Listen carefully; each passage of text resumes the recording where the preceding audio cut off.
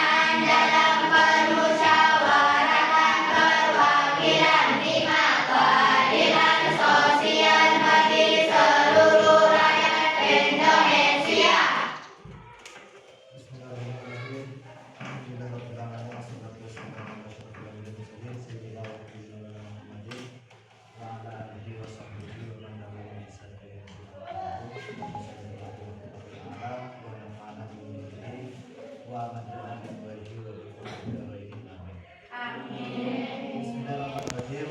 Materi kita saat ini tentang materi sholat. Kita mempelajari tentang sholat, apa makna sholat, dan kenapa sholat itu diwajibkan bagi kita semua sebagai umat Islam. Pertama, sholat. Tujuan Allah Subhanahu wa Ta'ala, pertama-tama Allah menciptakan kita tidak lain itu hanya untuk beribadah. Wa ma khalaqtul jinna wal insa illa liya'budun. Allah tidak menciptakan manusia dan jin kecuali untuk beribadah. Allah menciptakan jin dan manusia untuk beribadah itu bukan Allah butuh pada ibadah kita, tapi kita butuh pada Allah untuk beribadah, untuk menghambakan diri terhadap Allah Subhanahu wa Ta'ala.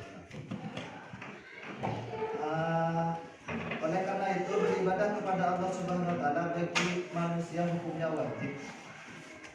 Salah satu bentuk ibadah adalah sholat. Sholat secara bahasa artinya berdoa. Secara bahasa berdoa itu sudah termasuk sholat. Ketika Nabi sambiana doa, ya Allah melancarkan kita menjadi. Kalau bahasa kita ada sholat. Tapi Nabi menurut hukum syar'i, menurut istilah sholat nikah perkara sesuatu yang diawali dengan takbir, yang diakhiri dengan salam. Namun juga perlu dipahami bahwa pelaksanaan sholat bukan hanya untuk menjalankan kewajiban atau sekedar memenuhi syarat dan rukun, tetapi hendaknya dijadikan sarana untuk menyadarkan diri, merendahkan hati, dan mengabdikan diri di hadapan kebesaran dan keagungan Allah Subhanahu wa Ta'ala. Merasa tidak memiliki apa-apa di hadapannya, merasa tidak memiliki daya upaya di hadapannya, dan sebagainya. Karena kita kalau melaksanakan sholat itu semata-mata kita memang hina di hadapan Tuhan, kita merasa rendah di hadapan Tuhan, kita tidak punya daya apa-apa di hadapan Tuhan. Utlu ma uhiya ilaika minal kitabi wa aqimis shalah inna sholata tanha 'anil fahsya'i wal munkar. Dirikanlah sholat, karena sholat itu untuk mencegah kita dari perbuatan keji dan mungkar. Jadi menabi sambian arah masjid beda maksiat menolong, arah masjid anak kudus menolong. Kalau banyak sholat, insyaallah perbuatan maksiat sambian itu mau lagi. Karena nak ini cincin pangeran untuk menabi sambian sholat itu di pangeran langsung pangeran sinawal kita. Sambian kita ada langsung mulai menangis, dia mulai takut. Sehingga telah nibian menghundin bulan langsung arah masa takut maksiat. Kemudian sholat itu dibagi menjadi dua, ada sholat sunnah dan ada sholat fardu. Sholat fardu atau yang sering disebut sholat wajib adalah sholat yang apabila dikerjakan mendapatkan pahala, dan apabila ditinggalkan itu mendapatkan dosa. Sholat fardu itu dibagi menjadi dua. Yang pertama fardu ain. Fardu ain itu sholat fardu ain itu fardu yang apabila yang harus dikerjakan oleh setiap orang Islam yang sudah mukallaf. Ingat sholat duhur, sholat asar sampai subuh tersebut. Nah, kesep yang mana fardu ain. Fardu ain itu setiap orang harus melaksanakan. Maka kita anak kok itu bisa. Terus yang kedua itu pada fardu kifayah. Fardu kifayah nikah sholat yang wajib dikerjakan oleh umat Islam yang apabila dikerjakan oleh satu orang muslim saja itu sudah menggugurkan semua kewajibannya di sekitarnya. Jadi dalam situng sisa. Contohnya nggak sholat jenazah. Sholat jenazah nikah, sholat jenazah menabi pada orang mati. Apabila ada orang mati tidak disolatkan, maka setisa kesawo arum tu sakap kibas. Oh ya kesal susah kafir. Tapi pun pada situ misalnya Habib, karena Habib tidak terus paling dulu harus dipresentasikan apa. Tapi selain ada aja, tapi kalau yang Habib sih. Maka selain nikah gugur, mana ada Habib. Memang Habib nikah the best pokoknya. Kemudian sholat sunnah. Sholat sunnah adalah sholat yang dianjurkan untuk dikerjakan tapi tidak wajib. Jika dikerjakan mendapatkan pahala, dan jika tidak dikerjakan tidak mengakibatkan berdosa. Macam-macam sholat sunnah adalah sebagai berikut. Sholat sunnah juga dibagi menjadi dua. Ada sholat sunnah muakkad dan ada sholat sunnah ghairu muakkad. Sholat sunnah muakkad adalah sholat sunnah yang dikuatkan atau sholat sunnah muakkad ini. Sholat sunnah muakkad adalah sholat sunnah yang tidak pernah ditinggalkan oleh Rasulullah. Sunnah ini kan berarti sesuatu yang sudah dikerjakan Nabi. Sholat sunnah berarti sholat yang pernah dikerjakan Nabi. Di sholat sunnah muakkad, pada sholat sunnah muakkad, pada sholat sunnah ghairu muakkad. Kalau sholat sunnah muakkad itu adalah sholat sunnah yang dianjurkan oleh Nabi atau sering dikerjakan oleh Nabi dan jarang Nabi itu meninggalkan. Apa? Contohnya enggak sholat sunnah rawatib. Oh nih, kenapa sholat sunnah rawatib? B, kenapa sholat sunnah rawatib? Apa? Sholat sunnah rawatib. Masa harus tahu sholat sunnah rawatib? Mana wujud teman-teman? Tahu sholat sunnah rawatib?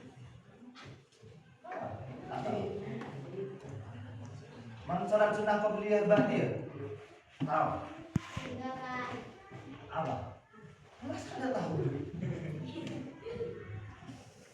Sholat sunnah rawatib, sholat sunnah yang mengiringi sholat fardu. Makanya dikenal dengan sholat qobliyah dan ba'diyah. Qobliyah nikah sholat sebelum melaksanakan sholat fardu. Ba'diyah itu sholat sunnah yang setelah dilaksanakan setelah mengerjakan sholat fardu. Enggak, mari berjalan duhur sampai kan disunahkan untuk sholat sunnah 2 rakaat. Sholat maghrib, semalam sholat maghrib sambil sunnah melaksanakan sholat sunnah.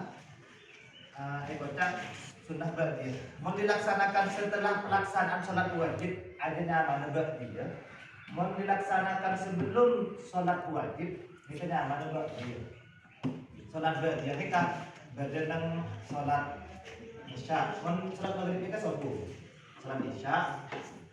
Terus sholat duhur, sholat asar, berjenang terus. Sholat subuh lagi. Jadi sholat sunnah muakkad adalah sholat sunnah yang dikuatkan atau sholat yang selalu dikerjakan oleh Rasulullah SAW dan jarang ditinggalkan. Jadi contohnya lagi sholat sunnah rawatib. Enggak, tapi sholat sunnah rawatib ini. Apa? Yang mengiringi sholat. Apa sholat sunnah? Sholat sunnah rawatib. Dan rawatib itu ada dua, ibadah qabliyah, ibadah ba'diyah.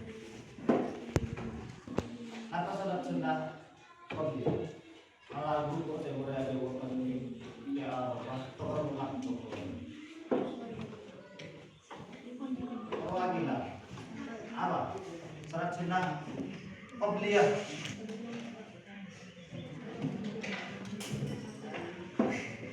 Di sini. Sholat sunnah qabliyah.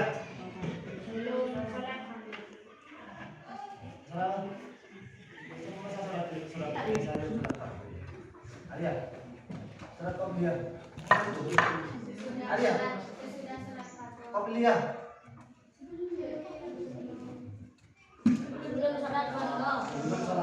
Sholat sunnah yang dikerjakan sebelum sholat fardu. Ba'diyah baru sholat sunnah yang dikerjakan setelah pelaksanaan sholat fardu. Kalau kembali ke sholat, ada 2 rakaat. Jadi menabi tak misalnya sambian mari nabi jeng murid, terus aku jeng sholat ba'diyah. Usulli sunnat. Aku kok lupa ini yang ada. Usulli sunnat ba'diyatil maghribi. Ba'diyatal maghribi. Rakaat ini. Mungkin qobliyatal mensiksa. Terus selanjutnya kurang lebih seperti itu sholat sunnah yang muakkad. Kemudian sholat sunnah ghairul muakkad. Sholat sunnah ghairul muakkad itu sholat sunnah yang jarang dikerjakan Nabi. Bahkan Nabi sering meninggalkan sholat tersebut. Sholat sunnah ghairul muakkad ketika salah situngah mungkin pada badan rawatib dan qabliyah dan ba'diyah lah. Memahami tentang cara pelaksanaan sholat yang benar yaitu sesuai dengan syarat dan rukunnya. Adapun syarat dan rukun sholat adalah sebagai berikut. Syarat-syarat sholat dapat dikelompokkan menjadi 2 yaitu syarat wajib sholat dan syarat sahnya sholat. Untuk menunaikan sholat kita harus memenuhi syarat. Banyak syarat tadi. Di antara mereka syarat dasar sholat mereka suci dari hadas, baik hadas kecil maupun hadas besar. Sampai nanti hadas kecil, hadas kene hadas rajin. Atau di hadas kene hadas rajin. Hadas kene atau di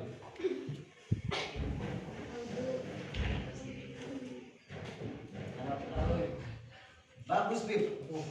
Jauh Pak Habib dulu.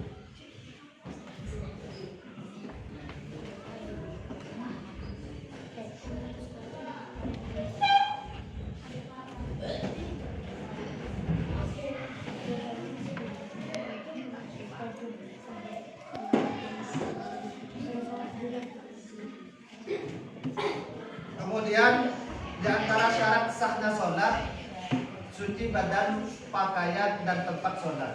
Manabiya sholat kuleban sambian nikah wajib socek baik kenanga untuk saat sholat otabak ankuyin atau pakaiannya apa namanya otabak wadana sambian. Jadi wadana sambian memang harus bersih dari najis juga tempat sambian saat sholat ben pakaian sambian.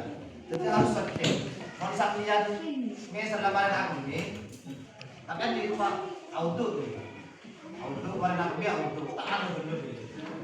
Ayo lah, gimana tak sah? Kan pakun ini benar sih semua. Oh tapi sambian nikah lah socek, atau tapi kelambinan sambian, mana sambian pas kali main, pagi najis. Gimana nikah tak sah ya sobat. Jadi harus socek.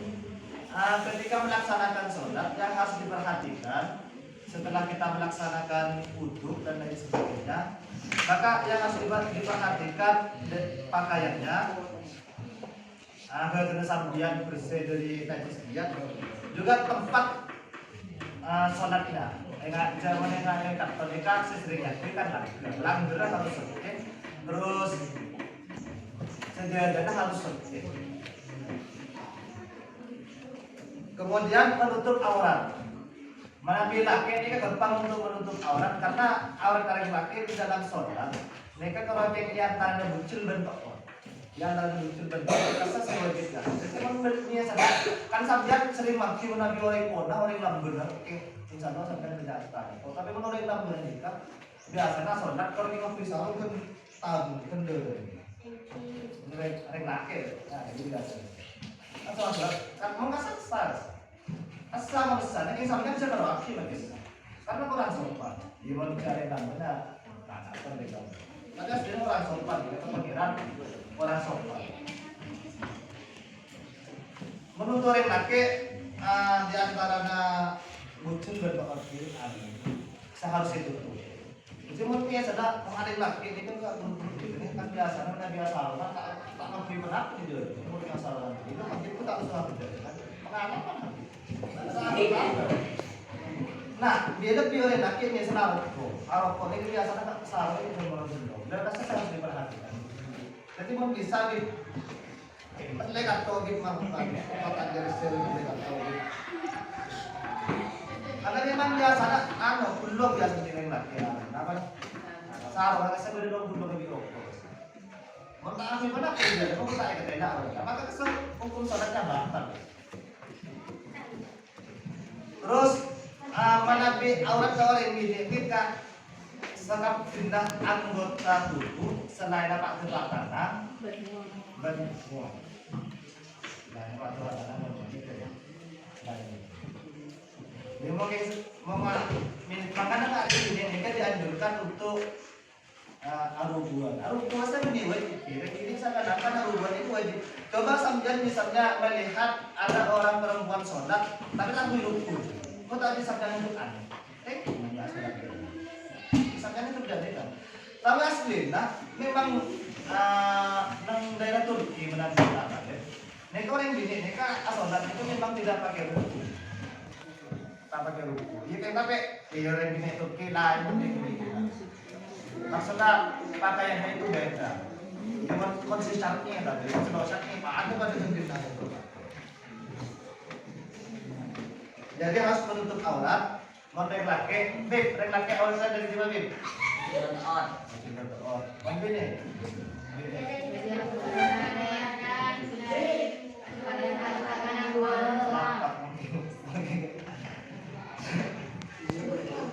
Kemudian telah masuk waktu sholat.